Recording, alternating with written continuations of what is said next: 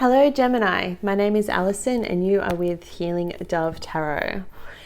Gemini, a slightly different format this week. As you can see, I haven't pre-shuffled your cards. And the reason for that is that recently someone accused me of being fake for not shuffling on camera. Now, for those of you that have followed me from the beginning, you'll know that I used to record the whole process, my invocation, calling in spirit, shuffling the cards, everything but meditating before each video, which is what I do. And it just took a really long time. And those that have personal readings with me know that I follow that process.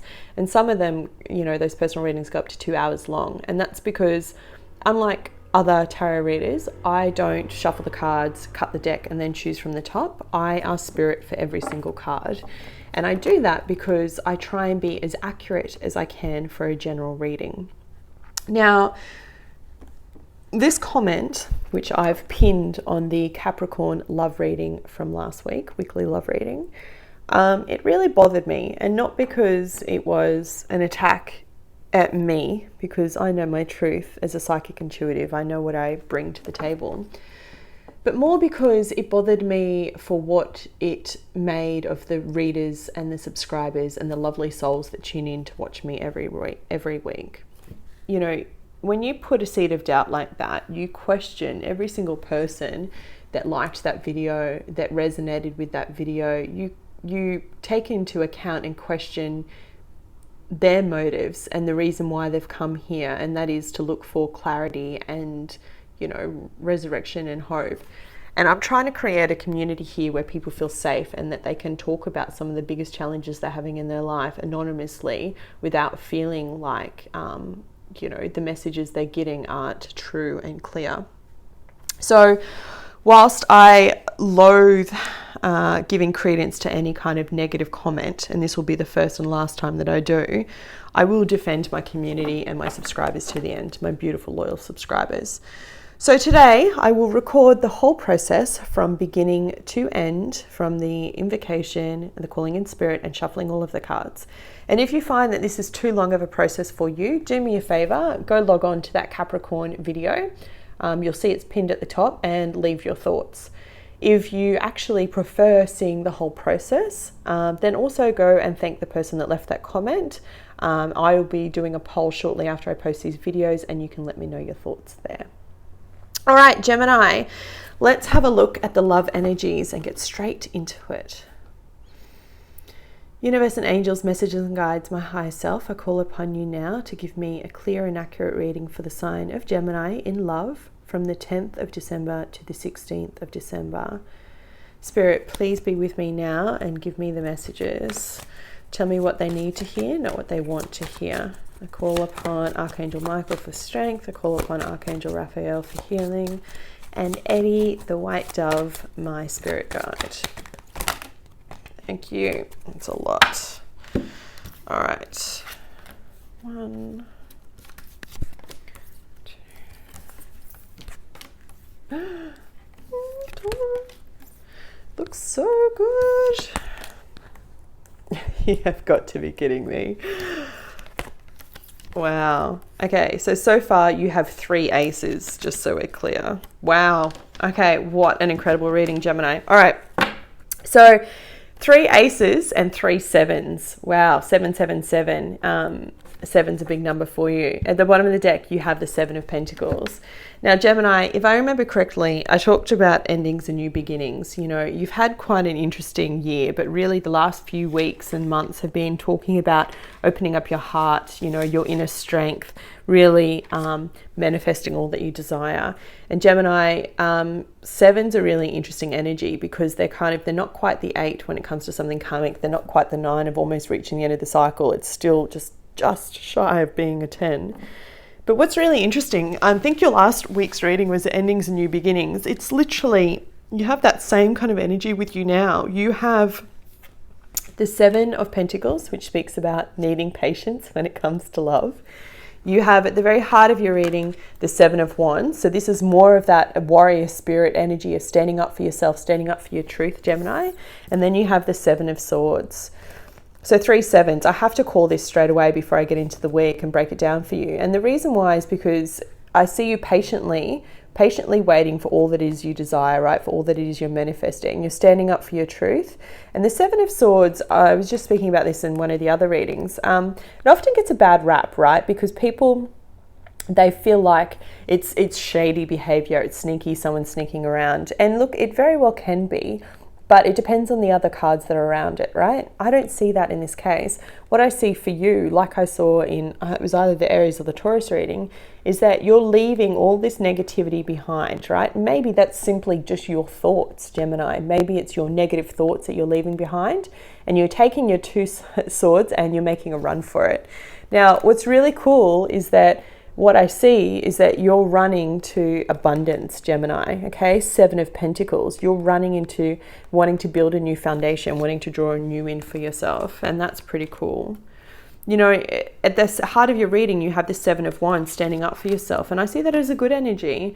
As long as you're doing it in a constructive way, Gemini, then you want to be doing that, right? You want to be standing up for yourself, what you want and what you believe in, and whether that's to lovers, present or past, or whether that's even to family members and friends. You know, he keeps saying comments like, especially if you're single, I don't know why, but I'm getting this like, oh, you're too picky, or you're never going to find the right one, or why don't you just settle with him? He was such a good partner. And you're like going, are you kidding me? You don't even know what went down in that relationship.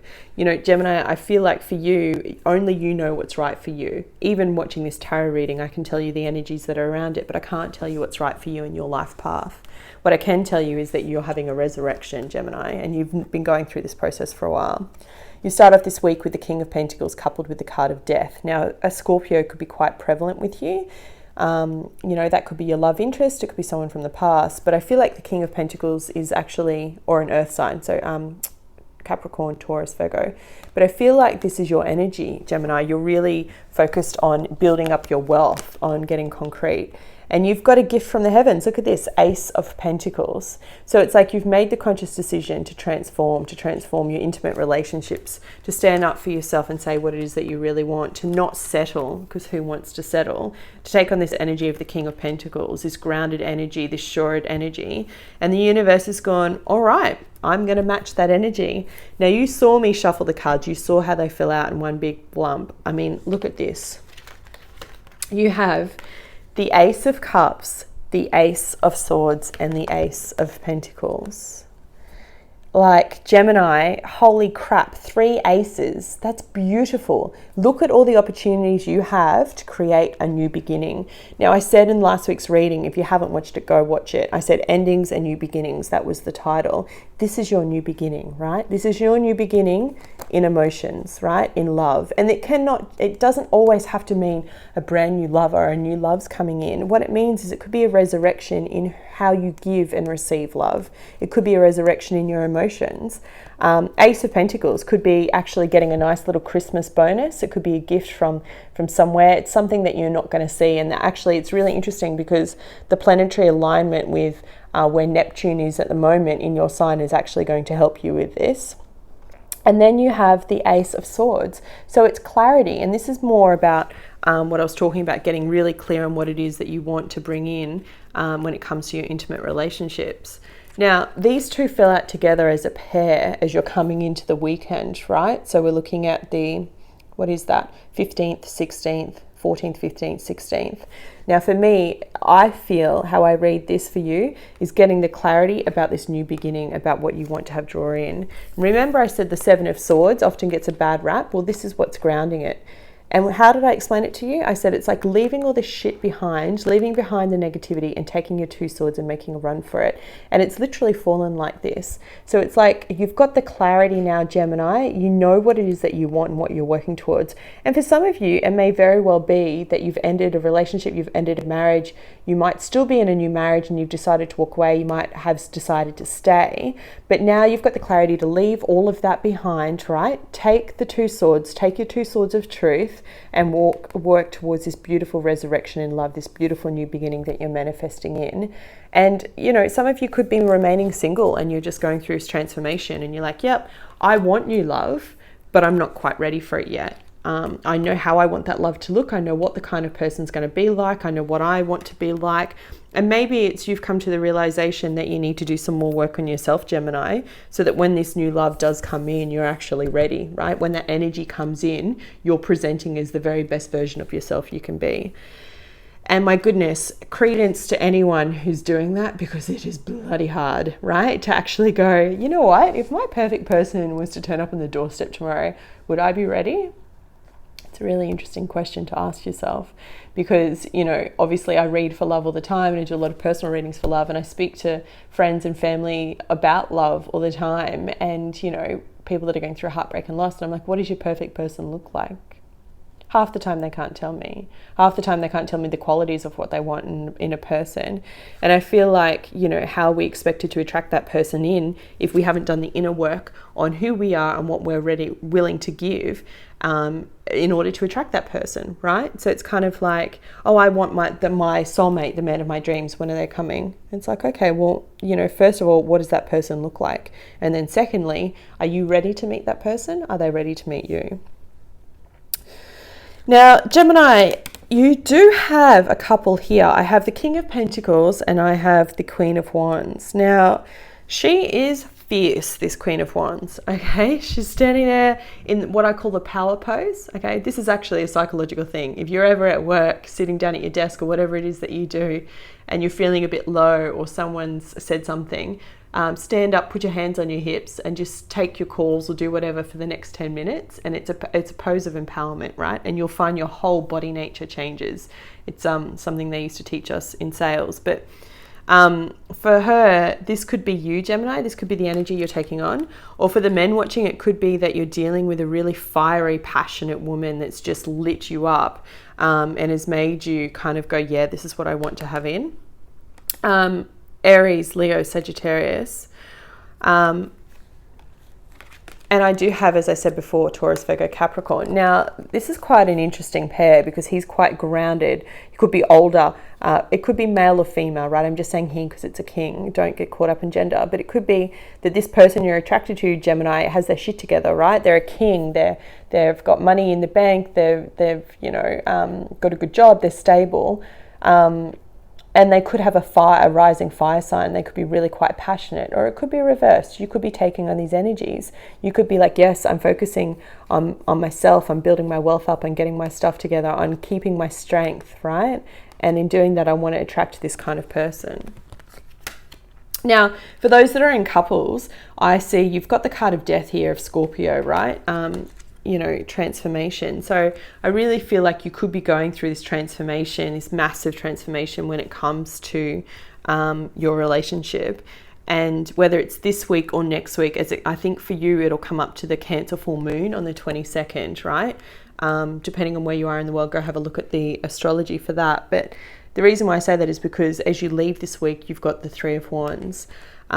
Three of Wands is a beautiful card. It speaks about, you know, looking out, looking at the new adventure, looking at new beginnings. And, you know, the only ace that you don't have here is the Ace of Wands because you don't need it. You've got the Three of Wands, all right? You're already more advanced than that.